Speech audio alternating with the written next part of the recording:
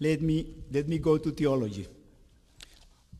We don't have dignity because Jesus had redeemed us. No, it is just the contrary. Jesus went to die for us because we have dignity. The life and the passion of Jesus laid down for us in order to wake us to the significance of our human being. Jesus washing the feet of his disciples. So when you serve another person, or when you are consistent with your dignity, you protect the dignity of humanity, you are honest with God and honest with yourselves. This is the ethic of the dignity, which is the foundation of the value of life, of every form of life. Because the truth, the freedom, and the love emerge in this universe in each one of us, totally connected with the emergency of the whole and multiple mystery of life we share with all the living creatures and with the fragile environment supporting us, that we have the obligation to respect and the responsibility to protect.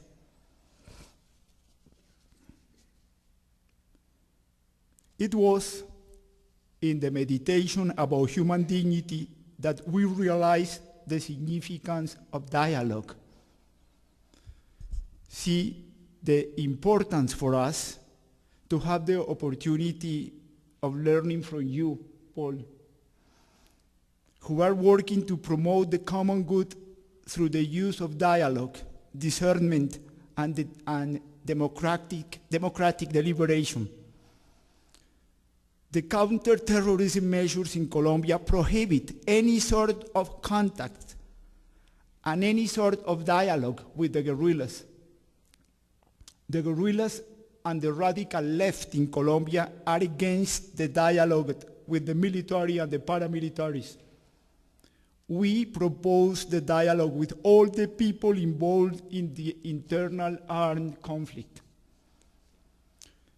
Let me tell you how do we create the atmosphere of this particular kind of dialogue. When there is a threat coming from the guerrillas, or a massacre done by the paramilitaries, or a violation of human rights done by the militaries, we try to get in contact with them, with the perpetrators. Even if the message is threatening, because they had killed a person from our program. We go to the mountains, and we start the conversation by making a recognition of the human dignity of the guerrillas or the paramilitaries. We tell them, we think that you are doing what you do because you think this is the action the best, because this action is the best thing you could do or you can make for Colombia in the present situation. There are many things we cannot understand, but we believe you are trying to be consistent with your dignity. Now, we ask you, guerrillas or paramilitaries, to understand that we are doing the thing we are doing because we consider this is the best thing we can do for our people. And there, we start a dialogue as exigent, transparent, and deep as possible. The dialogue is based on our consistency with human dignity. Questions and answers come and go. Why is it that you, fighters for the liberation of the Colombian people, you have several hundreds of innocent people kidnapped in the forest, Colombians, Americans, campesinos, women like Ingrid Betancourt?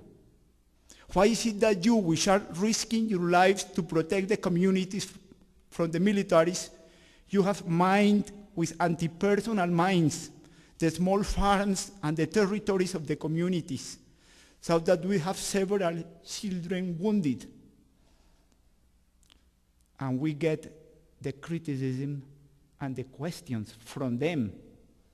Why is it that you Jesuits, You have educated the ruling classes that have produced the injustice and the exclusion, the exclusive society of Colombia.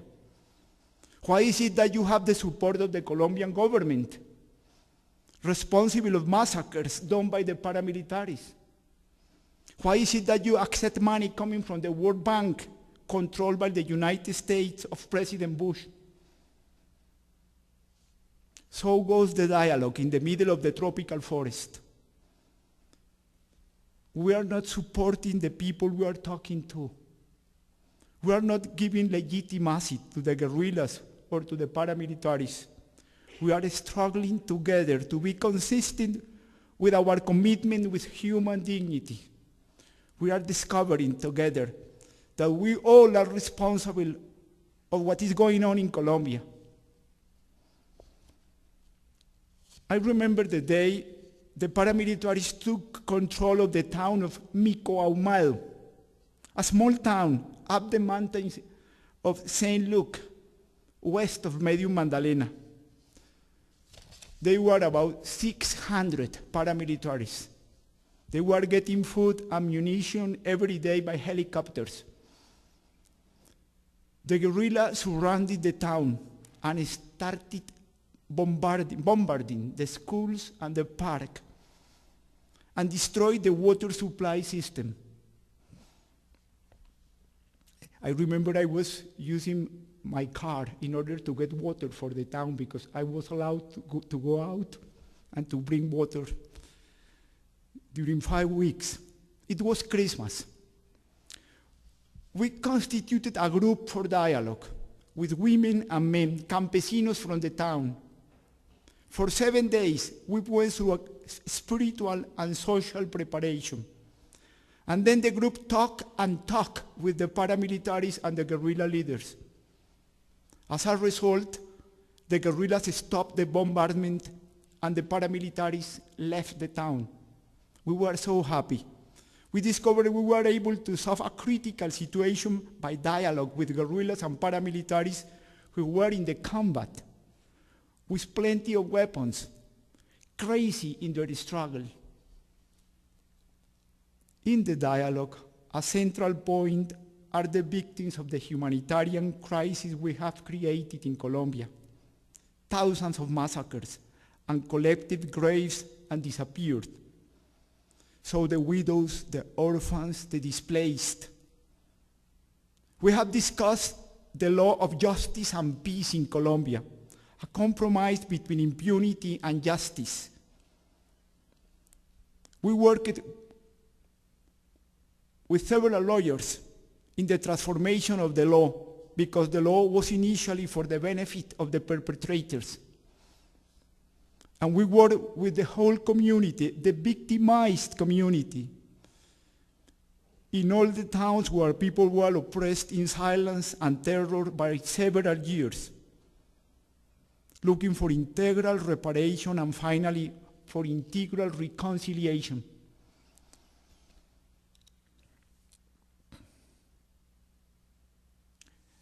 The reflection about dignity led us to the meaning and the method of development. We call our process in the Medium Magdalena a program of development and peace.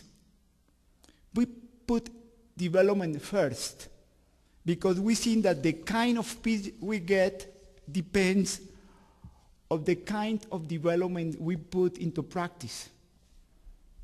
Thanks to the enormous navigable river and to the proximity to Miami, Florida, powerful groups want to develop the Magdalena Valley into a platform for commodity exports, with big plantations owned by corporations of petroleum, palm oil, rubber, and timber, and develop the mountains surrounding the valley into big corporate exploitation of coal and gold.